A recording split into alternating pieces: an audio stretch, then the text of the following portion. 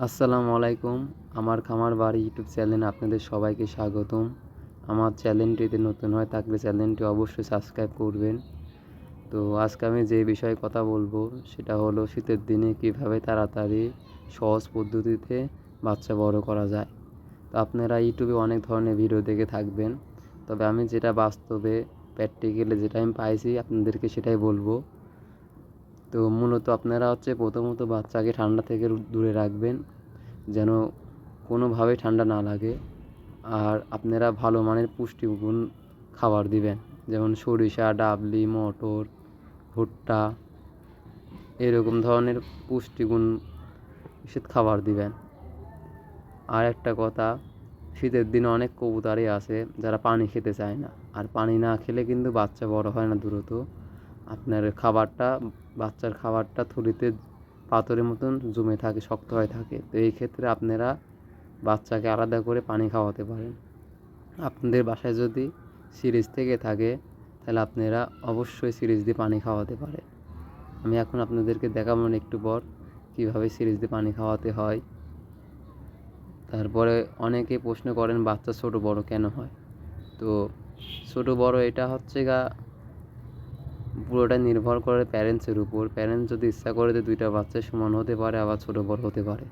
তো এই ক্ষেত্রে আপনাদের ছোট বড় হয়ে গেলে যে বাচ্চাটা ছোট সেই বাচ্চাটাকে সরায়ে আরেক জায়গায় রাখবেন, আর যেটা বড় বড় বড় জায়গায় রাখবেন, ছোট ছোট জায়গায় রাখবেন। মানে এক কথায় আপনাদের বাসায় যদি একাধিক কিছু পেয়ার থাকে, তাহলে ধরেন 2 পেয়ার আপনার বাসায় কবুতর আছে, সেই ক্ষেত্রে 2 পেয়ারে এরকম করলো, ছোট বড় করলো, তাহলে আপনারা একটাকে অদল বদল করে দিবেন, বড় জায়গায় বড়, ছোট জায়গায় ছোট। এভাবে করে দিলে বাচ্চা অনেক ভালোভাবে বেড়ে ওঠে।